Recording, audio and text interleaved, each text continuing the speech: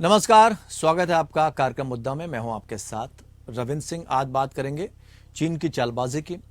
हिंद महासागर में चीन लगातार साजिश रच रहा है। भारत को घेरने के लिए चीन ने श्रीलंका को मोहरा बनाया। अब एक बार फिर चीन अपने रिसर्च शिप को श्रीलंका भेजने की जद्दोजहद में जुटा है। भले ही चीन इसे अपना रिसर्च शिप कह रहा है, लेकिन सच तो यह है कि इसका मकसद हिंद महासागर से भारत के सैन्य ठिकानों की जासूसी करना है। चीन ने पहले ही श्रीलंका को कर्ज के जाल में फंसाकर उसके महत्वपूर्ण पोर्ट हम्बनटोटा को 99 वर्षों के लिए लीज पर ले लिया है। चोरी छिपे इसे अपना सैन्य ठिकाना बना रहा है चीन। अब तो श्रीलंका की राजधानी कोलंबो पोर्ट सिटी की आड़ में वो अपना उपनिवेशिक शहर बना रहा है। क्योंकि हम आज चीनी बिसात की बात कर रहे हैं। दरअसल चाइना जो है वो एक शहर बसा रहा है श्रीलंका के अंदर, जिसको वो चाइना पोर्ट सिटी कहता हुआ नजर आ रहा है। यहां चीनी झंडा लहरा रहा है और बिना चीनी अधिकारियों की इजाजत के श्रीलंकाई पुलिस तक इस शहर में प्रवेश नहीं कर सकते। यानी श्रीलंका की जमीन पर कानून अब चीन का चलेगा। चीन की इस पूरी कवायद का मकसद श्रीलंका के जरिए भारत पर नकेल कसना माना जा रहा है। भारत लगातार श्रीलंका में चीनी साजिश का विरोध कर रहा है, लेकिन चीनी कर्ज के जाल में फंसा श्रीलंका अब चीन के इशारे पर नाचने को मजबूर है। खबर देख लेते हैं, उसके बाद चर्चा करेंगे।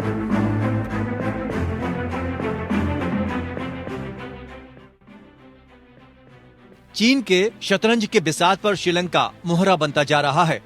आर्थिक रूप से खस्ताहाल श्रीलंका को सस्ता कर्ज देने के नाम पर चीन वहां अपना साम्राज्य विस्तार की साजिश में जुटा हुआ है।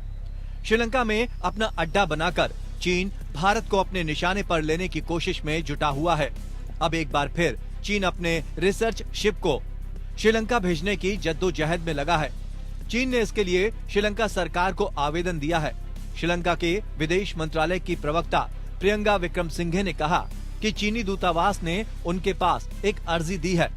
मंत्रालय फिलहाल इस पर गौर कर रहा है। विक्रमसिंघे ने कहा कि पोत की यह यात्रा कब होगी, अभी ये तारीख तय नहीं है। हालांकि चीनी पोत शी यान 6 के समुद्री अनुसंधान गतिविधियों के लिए यहां अक्टूबर में पहुंचने की संभावना है। भले ही चीन इसे अपना रिसर्च शिप कह रहा हो, लेकिन भारत को आशंका है कि इसका मकसद हिंद महासागर से भारत के सैन्य ठिकानों की जासूसी करना है। इससे पहले अगस्त 2022 में चीनी बैलिस्टिक मिसाइल और उपग्रह ट्रैकिंग पोत युवान वांग 5 हम्बनटोटा बंदरगाह पर पहुंचा था, जिस पर भारत ने गंभीर आपत्ति जताई थी। भारत को आशंका थी कि श्रीलंकाई बंदरगाह जाने के रास्ते में पोत की ट्रैकिंग प्रणाली भारत के डिफेंस सिस्टम के बारे में पता लगाने की कोशिश कर सकती है। भारत इसी वजह से चीनी रिसर्च शिप के श्रीलंका में आने का विरोध कर रहा है। उसने श्रीलंका सरकार को अपनी चिंताओं से कई बार अवगत कराया है। चीन किस कदर श्रीलंका को अपने जाल में फंसा रहा है, इसका एक और उदाहरण श्रीलंका की राजधानी कोलंबो के मशहूर गालेफेस बीच पर देखने को मिल रही है। यहाँ से कुछ दूर पहले जहाँ समुद्र था, उसका 665 एकड़ एरिया रेत और मिट्टी डालकर चीन ने इसे पीछे खिसका दिया। यहाँ कोलंबो पोर्ट सिटी बन रहा है। 1 अरब 40 करोड़ अमेरिकी डॉलर में तैयार हो रहे इस शहर का पूरा खर्च चीन उठा रहा है। बदले में उसे यहाँ की 43% जमीन 99 साल के लिए लीज पर मिलेगी। श्रीलंका की सरकार भले ही इस प्रोजेक्ट को कोलंबो पोर्ट सिटी कह रही है, लेकिन इसका विरोध करने वाले इसे चाइना पोर्ट सिटी कहते हैं। कोलंबो पोर्ट सिटी में श्रीलंका के साथ चीन के झंडे लहरा रहे हैं। चीन पूरे प्रोजेक्ट को बहुत समझदारी से बना रहा है। ये बाहर से देखने में श्रीलंकाई सरकार का प्रोजेक्ट लगता है, लेकिन असल में ये ऑटोनॉमस देश जैसा है। यानी यहाँ ना श्रीलंका का सिस्टम चलेगा, ना ही नियम कानून। पुलिस बिना इजाजत कोलंबो पोर्ट सिटी में नहीं जा सकेगी। हालांकि अभी इसका फाइनल ड्राफ्ट बन रहा है। ड्राफ्ट बनने पर चीजें क्लियर होंगी। दरअसल चीन लगातार श्रीलंका को कर्ज देकर अपने जाल में फंसा रहा है। कर्ज चुका नहीं पाने की स्थिति में वो श्रीलंका की जमीन को लीज के नाम पर अपने कब्जे में ले रहा है। चीन ने श्रीलंका में उसके महत्वपूर्ण पोर्ट हम्बनटोटा को 99 साल के लिए लीज पर ले लिया है।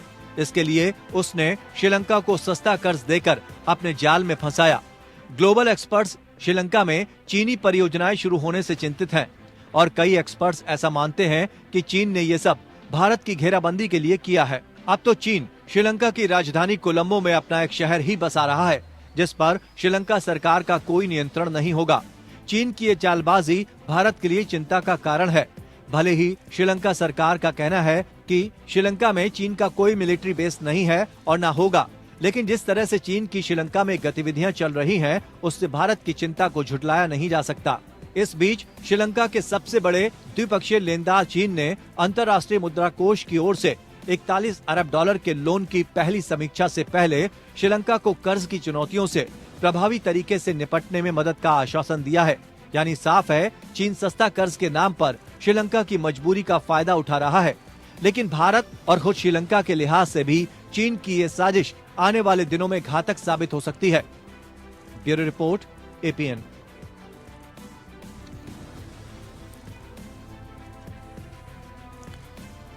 तो सवाल ये है कि जो पड़ोसी देश हैं वहां पर चीन जिस तरह से अपना इंफ्रास्ट्रक्चर तैयार कर रहा है, उससे भारत को खतरा है और श्रीलंकाई सरकार से भारत ने अपनी चिंता भी जाहिर कर दी है।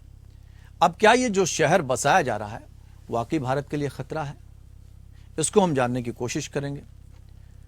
इसके साथ साथ चीन का जो रिसर्च शिप है उसको भी आमंत्रित किया जा रहा है। मंशा जताई है चीन ने कि वहां पर श्रीलंका सरकार से कहा है कि हम वहां आना चाहते हैं।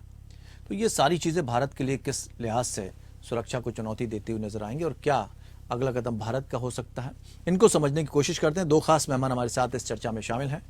जितेंद्र ओझा जियोपॉलिटिकल एक्सपर्ट के तौर पर हमारे साथ जुड़े हैं। मंजू सेठ पूर्व राजनयिक के तौर पर हमारे साथ जुड़े हुए हैं। बहुत बहुत स्वागत आप दोनों मेहमानों का। जितेंद्र जी, हमेशा की तरह हम लोग एक बार फिर आपके अनुभव को साझा करने के लिए, मंजू जी के अनुभव को साझा करने के लिए साथ बैठे हैं। समझना चाहेंगे कोलंबो पोर्ट सिटी या चाइना पोर्ट सिटी, क्या कहकर बुलाया जाए? जितेंद्र जी। नाम कुछ भी हो, काम तो चाइना पोर्ट सिटी का ही हो। और ये बातें उतनी सिंपल नहीं है जितनी मीडिया में लोग कहते आते हैं। चाइना की नजर काफी लंबे समय से थी और उसकी पूरी एक बड़ी स्ट्रेटेजिक डिजाइन है और उस डिजाइन में श्रीलंका बहुत अच्छे से फिट हुआ। और यही बात नहीं है कि सिर्फ जिस सिंपल तरीके से हम बातें कहते हैं वैसे होता है। जैसे अफ्रीका में उसने क्या कि कई लोगों को प्रॉप अप करने की कोशिश की। अब संभव है कि महिंदा राजपक्षे का परिवार जब आता है तो वो उनके मन में शुरुआती दिनों में भारत के प्रति अच्छी भावना रही, लेकिन बहुत जल्दी चीन ने उनको अपने तरफ कर लिया। और जो पॉलिटिकल सिस्टम है इस तरह के फ्रेजाइल डेमोक्रेसीज का, उसका चाइना ने बहुत अच्छे से फायदा उठाया। देखिए, जो हम्बनतोता पोर्ट है वो हम्बनतोता पोर्ट सभी का मानना है कि एक ड्यूअल यूज पोर्ट है। और जो रिसर्च वेसल्स की बात करते हैं उसमें 100% के स्पाइनाज वेसल्स हैं और संभव है भारत के मिलिट्री और सामरिक ठिकानों के साथ साथ वो मरीन जो रिसोर्सेज है, दूसरी चीजें हैं, उसके ऊपर भी नजर रखेंगे।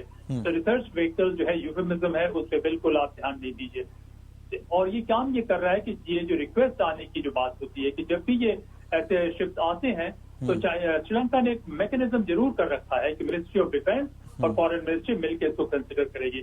लेकिन वहां पे धीरे धीरे जो उसका सीक्रेट क्लाउड है चाइना का इतना अधिक है कि किसी के पास शायद इतनी क्षमता नहीं है कि इसको नकार दें।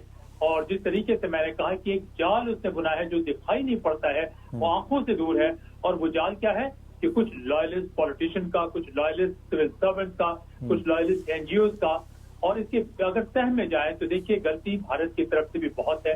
मैं बार बार कहता हूं कि एक स्ट्रेटेजिक विजन का अभाव रहा। हमारे जो वेस्ट कोस्ट में पोर्ट रहे, चाहे वो कोचिन का पोर्ट रहा, मोरमुगांव का पोर्ट रहा और सबसे बड़ी बात है ट्यूटिकोरिन का पोर्ट रहा, हमने इसको डेवलप करने नहीं दिया। कोलंबो पोर्ट की प्रोफाइल बढ़ा दी और कोलंबो पोर्ट भी बहुत हद तक एक ड्यूअल यूज पोर्ट है कि बहुत बड़ा one of the busiest port है जो इंडियन ओशन में है।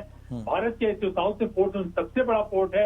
ये आर्टिफिशियली ड्रेच करके बनाया गया है। हमारे पास नेचुरल वाटर के एडवांटेज रहे, कुछ न कुछ तो इसमें रहा है कि क्यों ऐसी बात हुई कि हमारे नेचुरल हार्बर होते हुए भी कोलंबो आर्टिफिशियली ड्रेच वाटर का इतना इंपॉर्टेंट पोर्ट बना। और अब जो है आप बिल्कुल इसमें कंफ्यूजन नहीं रखे कि चाइना उस पोर्ट को कब्जा किया है। और यहाँ ही नहीं, यूरोप तक में चाइना ने नकली पुलिस स्टेशन बना रखे हैं, लोगों को किडनैप कर रहे हैं, वहां की सॉवरेंटी को वायलेट कर रहे हैं। तो श्रीलंका में ये वायलेट करना भारत को खतरा पहुंचाना बिल्कुल, ऐसे में तो सवाल ये उठता कि फिर इन सारी चीजों को देखेगा कौन। मंजू सेठ जी, आपसे समझना चाहेंगे, जो बातें कहीं बहुत गंभीर विषय है और इस पर चाइना को लेकर स्ट्रेटेजिक एफर्ट जो है भारत का वो थोड़ा सा ठीक होना चाहिए, वहां कहीं ना कहीं कोई कमी आई, इसको कितना सही मानती हैं? और दूसरी चीज ये है कि आप चाहे पीओके देख लीजिए या पाकिस्तान की हम बात कर लें, पीओके की बात ना करें, नेपाल को देख लीजिए, श्रीलंका देख लीजिए, धीरे धीरे करके वो बहुत करीब आता जा रहा है और पड़ोसी देशों को भी अपने फेवर में लेता जा रहा है या फिर उन पर कब्जा करता जा रहा है, उन पर दबाव डाल रहा है। ये इतना इजी हो जाता है सब, तो कौन देखेगा इन सारी चीजों को अगर कोई किसी देश पर कब्जा करता है, और कहाँ हमारे एफर्ट्स में कमी रह गई? सही कहा ओझा जी ने, ये बहुत ही चिंता का विषय है। जैसे चीन क्वाइटली मूव करके और हमारे जो स्ट्रेटेजिक विजन में थोड़ा सा शायद हमने अज्यूम कर लिया कि हमारे नेबर्स हैं, पुराने ताल्लुकात बहुत अच्छे हैं, उसी के बेसिस पे हमने सोचा आगे भी हमेशा रहेंगे। तो मुझे लग रहा है थोड़ा सा हमारी तरफ से चूक हुई है। ताकि थोड़ा और एफर्ट हमें सस्टेन करना चाहिए था कि हमारे साथ जो हमारे रिलेशनशिप हैं इनके साथ अच्छे बने रहें। हाँ ठीक है, हर कंट्री अपना कोशिश करेगा, यूएस भी करेगा, चीन भी करेगा, जितने और पावर्स हैं वो कोशिश करेंगे कि उनका भी इंटरेस्ट नेबरिंग कंट्रीज में बढ़े और वो अपना उनके इंटरेस्ट में है, वो इंडिया का इंटरेस्ट हो या देख के मूव करेंगे। और वहाँ के जो लोकल लोग हैं हर देश में, इंडिया के अराउंड जितने हमारे नेबरहुड में हैं, जैसे इन्होंने कहा कुछ लोगों को वो अपनी तरफ कर लेते हैं, किस तरीके से करते हैं इसका तो सिर्फ हम अनुमान लगा सकते हैं, we are not sure. But हाँ, कहा जा रहा है कि अपने वो लॉयलिस्ट बना लेते हैं हर कंट्री में और उसका एडवांटेज लेके अपना एजेंडा पूरा कर लेते हैं। हम देख ही रहे हैं श्रीलंका में तो बहुत ही, जैसे आपने भी रिपोर्ट में कहा, एक बहुत ही चिंताजनक ये बात है कि हमने अपने पोर्ट को ना अहमियत देके श्रीलंका को कर दिया। चलो वो हो गया, अब आगे उसको हमने क्यों हमारे अपना इन्फ्लुएंस से क्यों निकलने दिया, और अब ये पोर्ट सिटी कैसे हम बनने दे रहे हैं। देखिए जो पोर्ट सिटी कहा जा रहा है कि फाइनेंशियल हब होगा, ये होगा वो होगा, लेकिन वो तो बिल्कुल पोर्ट में बन रहा है और वो क्या चीन के कब्जे में आ गया है ऑलरेडी। वो कह रहे हैं उनको हम 99 ईयर लीज पे दे देंगे 46% या 43%। ये तो बिल्कुल चिंता की बहुत बात है और इंडिया को थोड़ा सा इसमें चौकन्ना रहना चाहिए था और थोड़ा प्रीएम्प्टिव एक्शन कुछ लेना चाहिए था ताकि ये हो ना सके। लेकिन अब तो आई थिंक वो BRI के तहत और किसके तहत अब चीन ने हमको एक क्या कह सकते हैं मार दे दी है और वो उनके इंटरेस्ट में है, वो करेंगे। और हम किसी जो कंट्री को हम डिक्टेट नहीं कर सकते, इंडिपेंडेंट कंट्री को इंडिया कैसे डिक्टेट करे कि आप हमारा ही सिर्फ इंटरेस्ट देखे अपना इंटरेस्ट मत देखिए। तो फिर हम उन चीजों को कैसे समझें जिसमें ये कहा जा रहा है कि भारत का कद जो है वो काफी बढ़ चुका है और हम चीन को भी मात देने के लिए तैयार हैं? हम तैयार हैं, लेकिन हम देख रहे हैं कि यस इन्फ्लुएंस बढ़ रहा है, वो हो रहा है, लेकिन नेबरहुड में क्योंकि ऑलरेडी हम थोड़े से चूक गए हैं, क्योंकि हम थोड़े से ठीक है हाँ ठीक है। वो चीन ने हमसे वहाँ पे, और चीन सबसे सेकंड बिगेस्ट पावर है, हम उसके सामने मुकाबला नहीं कर सकते, हम बढ़ रहे हैं। हाँ, एक जो रणनीति की बात की ना, स्ट्रेटेजिक एफर्ट की, बहुत जितेंद्र जी आप शायद बेहतर तरीके से और समझा पाए। अब चूंकि देखिए अगर हम एक तस्वीर देखें, रशिया जो है वो भारत का बहुत अच्छा दोस्त था, चीन की रीच वहां पहुंच गई और गहराई से बहुत अच्छे मित्र बन गए। नेपाल हमारा बहुत अच्छा दोस्त था, चीन वहां पहुंच गया। श्रीलंका से हमारे इतने खराब संबंध तो कभी नहीं रहे, लेकिन वहां तक भी चीन पहुंच गया। ऐसे में अब अगर मान लीजिए हमसे चूक हुई भी है, तो पहली चीज तो आपसे ये समझना चाहेंगे कि ये चूक जो हुई है इसको किस तरह सुधारा जा सकता है, और क्या वाकई अंतर्राष्ट्रीय स्तर पर हम इतना सक्षम, इतना सशक्त रूप से खड़े हैं कि इन सबकी काट हमारे पास मौजूद है, हम निश्चिंत हो जाए? हम निश्चिंत तो कभी भी नहीं रह सकते, इसको याद करके रखिए। और मैं नहीं मानता कि चूक या थोड़ी चौकन्ना रहने से बात हो। हमारे स्ट्रेटेजिक विजन में बहुत सारी कमी। मैंने एक लेक्चर में 4 साल पहले कहा था कि हम एक सभ्यता के रूप में भी एक स्ट्रेटेजिक मायोपिया से सफर कर रहे थे। चीन का कभी अभ्युदय हुआ ही नहीं होता अगर भारत एक सभ्यता के रूप में मजबूत हुआ होता। देखिए चीन का राइज कब होता है, जब भारत जो है कमजोर होना शुरू करता है। 12वीं 13वीं शताब्दी में जब चीन की सबसे पीक पे रहता है, वहाँ पे सोंग डायनेस्टी का जब राज होता है और बुद्धिज्म अपने पीक पे होता है, तो जैसे जैसे भारत सिकुड़ रहा है वैसे वैसे चीन बढ़ रहा है। चीन की स्ट्रेटेजिक तैकी क्या है? वो कहता है कि अपने कोर को, अपने बेस को मजबूत करने के लिए हम पहले फ्रंटियर को बढ़ाते जाएंगे। जितना हमारा फ्रंटियर बढ़ेगा उतना हमारा कोर या बेस मजबूत रहेगा। आप देखें कि चीन की 2/3 एरिया सिंधिया चीन का हिस्सा नहीं था, तिब्बत वो तो ईस्टर्न नोमैड कहते थे।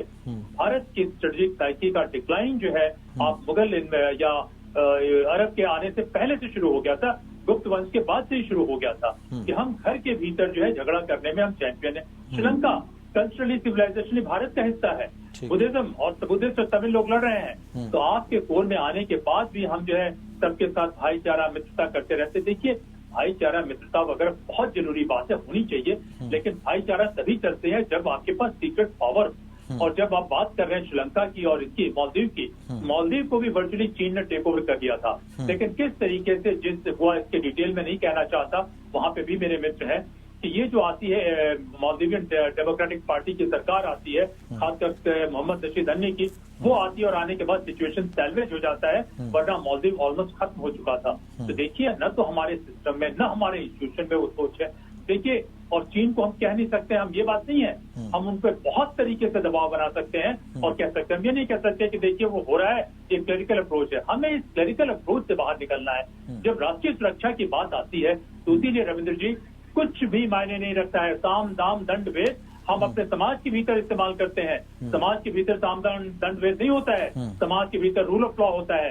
और जब आप पड़ोसियों से और दूसरे देश से आप इस डील करते हैं, वहां पे साम दाम दंड भेद छद्म सब चलता है और उसका लक्ष्य क्या होता है? अपने देश की सुरक्षा को सुनिश्चित करना।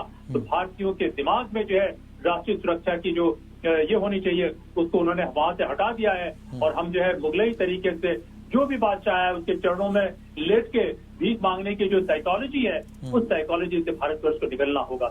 ये छोटी मोटी बात चौकन्ना की बात नहीं होती है। बट मुझे तो लगता है उन चीजों से तो हम बहुत ऊपर आ गए हैं और आप जिस तरह से काम कर रहे हैं नहीं, मुझे नहीं लगता कि हम उससे ऊपर आए। तो उसे 4 चीजों पे हम अपने आप को शाबाशी देना शुरू करते हैं और ये इसी तरीके से देखिए, अगर भारत मजबूत होता है रविंद्र जी, मेरा मानना है कि दुनिया के सारे देश भारत के आसपास आएंगे। हमारे में शक्ति है, हमारे में पोटेंशियल है, लेकिन हमारी जो कमियां हैं उस कमियों को अगर हम नहीं देखेंगे, खास करके मैं ठीक है। मंजू जी, एक बात जितेंद्र जी ने मतलब ऐसा लग रहा आंखें खोलने वाली बात कही है कि और एक सच्चाई बताने की भी शायद कोशिश की, और कितना इत्तेफाक रखती हैं आप ये भी थोड़ा समझना चाहेंगे। दूसरी चीज ये है कि भाई मान लीजिए कोई इस तरह से कोई देश अगर किसी देश के ऊपर कब्जा करने की कोशिश करता है, उसकी जमीन पर कब्जा करने की कोशिश करता है, तो क्या लगाम लगाने के लिए कोई अंतर्राष्ट्रीय कानून है, कोई संस्था है जो इन सब चीजों को देखेगी? और अगर है तो वो क्या कर रही है? कोई संस्था ऐसी नहीं है अनफॉर्चुनेटली, और अगर है तो उसमें भी एजेंडा और उनके अपना सबका हर कंट्री जो उसमें पावरफुल है वो अपना एजेंडा देखती है। कोई न्यूट्रल हम देखेंगे हर देश में, यूक्रेन में देख लीजिए, सब जगह देख लीजिए, कोई भी इस पे कोई इतना कोई दबाव डाल के कोई समाधान नहीं निकाल पाते, क्योंकि जैसे इन्होंने कहा, मैं कुछ हद तक इनसे सहमत हूँ कि हमें सब कुछ करना चाहिए, अपने जो भी हमारे पास अवेलेबल रिसोर्सेज हैं उनको सबको हमको डिप्लॉय करना चाहिए। लेकिन इंडिया का, नहीं, जितेंद्र जी तो उस बात को भी डिनाई कर रहे हैं कि हम भले ही ये कह लें कि अंतर्राष्ट्रीय स्तर पर हम बहुत सशक्त हैं, लेकिन बहुत सारी चीजें हैं जहां पर हम कमजोर हैं, अभी उस पर हमें ध्यान देना होगा और हमने ध्यान नहीं दिया। बिल्कुल नहीं, वो मैं उससे बिल्कुल सहमत हूँ, क्योंकि हमें ध्यान देना चाहिए था अपने नेबरहुड को थोड़ा, और थोड़ा हम स्ट्रांग बन रहे हैं। लेकिन अब चीन के साथ भी देखिए हमारा इतना ट्रेड इम्बैलेंस हो गया, तो हम इतने सावधान जितना हमें होना चाहिए था हम नहीं हो रहे हैं, जिस वजह से भी है, क्योंकि वो चीजें चाहिए थी हमें, आई सपोज। तो जो भी है हम अपने आप को तो स्ट्रांग बनाना ही है, लेकिन हमारा जो नीति है हमको थोड़ा सा और असर्टिव करना पड़ेगा, क्योंकि हम देख रहे हैं आज के जमाने में चीन के मुकाबले हम बिल्कुल पीछे रह गए। लेकिन अब हम जिस तरह से श्रीलंका से ये कहा गया है कि आप इन चीजों का ध्यान रखें, और चीन का अगर रिसर्च शिप वहां पर चीन भेजता है तो उस पर भी भारत ने आपत्ति जताई है, क्या लगता है कितना आसान होगा? और श्रीलंका इस स्थिति में है कि वो चीन को इनकार कर सकेगा, और अगर नहीं करेगा तो फिर सुरक्षा के लिहाज से कितना खतरनाक हो जाएगा हमारे लिए? हमारे लिए थोड़ा खतरा तो है, लेकिन हम सिर्फ इस पे प्रेशर रख सकते हैं और उस पर हम दबाव डाल सकते हैं, क्योंकि वो मना तो करेंगे नहीं। मुझे नहीं लगता है चीन को वो कहेंगे कि अपनी शिप मत भेजिए। चीन के जो एश्योरेंसेस हैं वो उसको मानना पड़ेगा उनको। वो कह रहे हैं हम ये वॉरशिप नहीं है, ये रिसर्च वेसल है और हम बिल्कुल इसके लिए आ रहे हैं, चाहे सबको पता है ये एक्चुअली फुली फैक्चुअल नहीं है, लेकिन हमको अपना डिफेंसेस बढ़ाने पड़ेंगे, क्योंकि वॉर के लिए आई थिंक ये वॉर का तो हम अटैक तो कर नहीं सकते, फिजिकल अटैक और फिजिकल कॉन्फ्रंटेशन हम नहीं करेंगे, लेकिन वी हैव टू अपने डिफेंसेस और अपने वो जो जैमर्स होते हैं और क्या है, ताकि वो हमारे ऊपर जो नजर रखना चाहते हैं और हमारी जो फैसिलिटीज को के ऊपर नजर रखना चाहते हैं, हमको अपने डिफेंसेस बढ़ाने होंगे, मेरा ये मानना, और अपने आप को और सशक्त करना पड़ेगा। हाँ, जितेंद्र जी एक बात और समझना चाहेंगे, भारत अगर सशक्त नहीं है तो हम अगर ये इधर देखें, ब्रिक्स की तरफ देखें तो वहां भी उसकी भागीदारी है, और क्वाड भी बन गया, वहां भी उसकी भागीदारी है। ऐसे में भारत किस स्थिति में है? वो तो कह रहा है कि हम मजबूत हैं और अगर हमें कुछ होता तो चीन के लिए इतना आसान भी नहीं होगा भारत की तरफ लाला करके देखना। देखिए, ये बात अलग है कि हम यहाँ पे क्वाड, ब्रिक्स वगैरह सारे ये प्लेटफॉर्म है, उस पर हम बात करते हैं, लेकिन अंतर्राष्ट्रीय अरीना में एक पॉइंट के बाद एक ही चीज मैटर करती है, वो है ताकत। और ताकत के कई शेड होते हैं, मिलिट्री ही शेड नहीं होता है, उसके बहुत शेड होते हैं। इकोनॉमिक शेड होता है, टेक्नोलॉजी शेड होता है, इंटेलिजेंस को मैं मानता हूँ कि बहुत बड़ा शेड होता है, फर्स्ट लाइन ऑफ डिफेंस और ऑफेंस में मानता हूँ, जिसको ठीक से डेवलप नहीं किया गया और आने नहीं दिया गया भारत में फॉर वैरायटी ऑफ रीजन। हम उसमें इथिक्स और बहुत सारी चीजें खोजने लगते हैं, लेकिन उसके अलावा मैं कहता हूँ कि सिर्फ नेबरहुड की बात नहीं है रविंद्र जी, एक कॉम्पिटिशन चल रहा है। चाइना कह रहा है कि उसका मॉडल ऑफ गवर्नेंस जो है भारत के मॉडल ऑफ गवर्नेंस अधिक है। हम लोग कहते हैं कि उसके मॉडल ऑफ गवर्नेंस में बहुत ज्यादा ह्यूमन कॉस्ट इन्वॉल्व है उसके लोगों के लिए, और एट द सेम टाइम हमारे मॉडल ऑफ गवर्नेंस में ब्रिलियंस है, टैलेंट है। हमारे डायस्पोरा को देखिए कि सारे बड़े कंपनियों में सीईओ हमारे हैं, तो हमारी सिविलाइजेशनल सोसाइटल वैल्यूज में बहुत ताकतें हैं, बहुत चीजें हैं। लेकिन जब मैं गवर्नेंस की बात करता हूँ, जब मैं स्ट्रेटेजिक सिक्योरिटी की बात करता हूँ, वो एक अलग विषय हो जाता है, वो एक डिसिप्लिन हो जाता है। वॉर को जीतना और कम से कम खर्च में वॉर को करके उसको बाद जीतना, और वॉर भी नहीं हुए बगैर दूसरे तरीके से जीतना और अपने डोमिनेंस बढ़ाना, ये एक साइंस है। ये जो है हम इस क्षेत्र पे भारत ने कभी ध्यान नहीं दिया, उसी वजह से हम 1000-1500 साल तक गुलाम रहे, सब कुछ होने के बावजूद। ये बहुत बड़ा विषय अपने आप में हो जाता है। और ये जो कंपटीशन चल रहा है, क्वाड को रहने दीजिए, ब्रिक्स को रहने दीजिए, जरूर हम कुछ आगे दिखे हैं और इस रीजन में हम ही कुछ कर सकते हैं। एक बात मैं और कहना चाहूंगा कि तमाम इंटरनेशनल सिस्टम, मंजू जी ने कहा, मैं 100% इत्तेफाक रखता हूं कि उसको रिग कर दिया गया है, सब लोग उसको हाईजैक करके अपना अपना एजेंडा चला रहे हैं। लेकिन श्रीलंका और छोटे छोटे तमाम देशों की सुरक्षा किस पर निर्भर करती है? भारत पर निर्भर करती है।